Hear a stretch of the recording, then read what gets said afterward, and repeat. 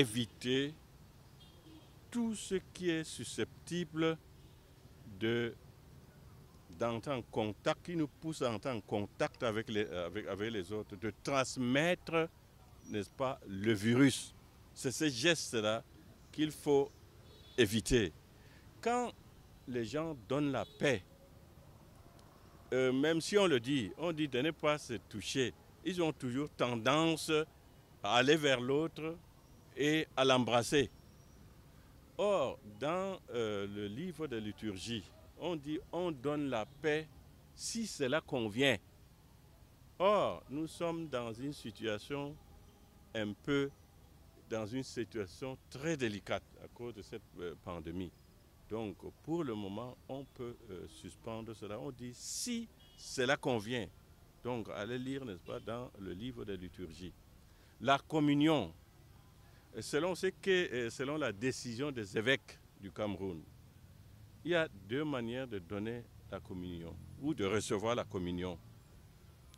De recevoir ça dans la bouche, sur la langue, ou de recevoir dans la main.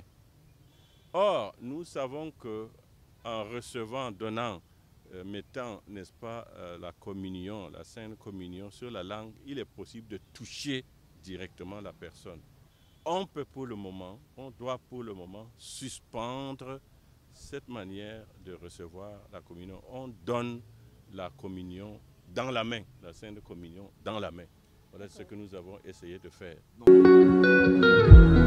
Vous voyez l'amour du prochain.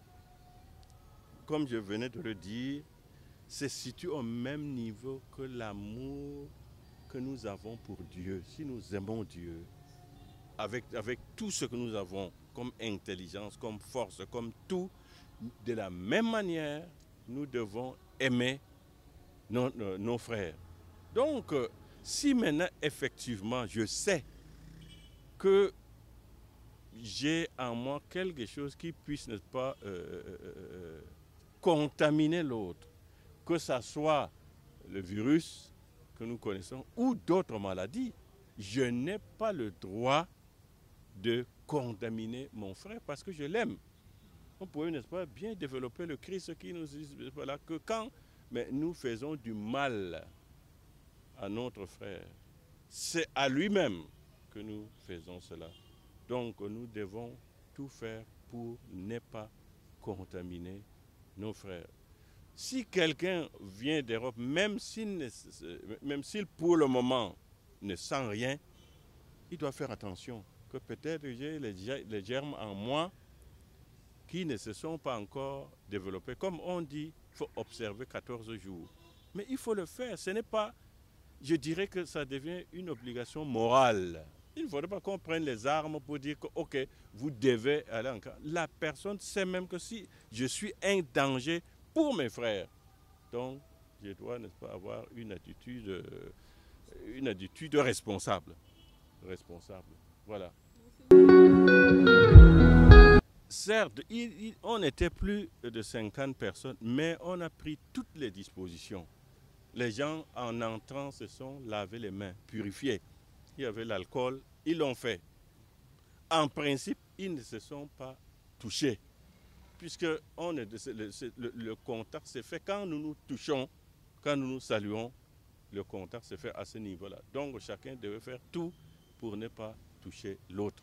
Et je crois que dans l'église, les gens se sont bien placés de l'autel jusqu'au fond de l'église. Je crois chacun a respecté le consigne. C'est cela qui est important. Imaginez-vous, mais 50 personnes, si les 50 sont contaminés, mais si ces 50 personnes sortent ici, ça peut même couvrir toute la ville de Douala. Mais le tout, c'est les dispositions qu'il faut prendre. Pour nous, hommes de foi, nous devons prier. Nous devons prier pour que, n'est-ce pas, le Seigneur nous protège. Que le Seigneur nous protège. Et ici, nous sommes confiés à la Vierge Marie, comme les premiers missionnaires ont confié notre pays à la Vierge Marie. Maintenant, chaque fidèle doit continuer à prier, à s'adresser à la Vierge Marie pour que nous soyons épargnés épargné de cette pandémie, de ce virus. Voilà.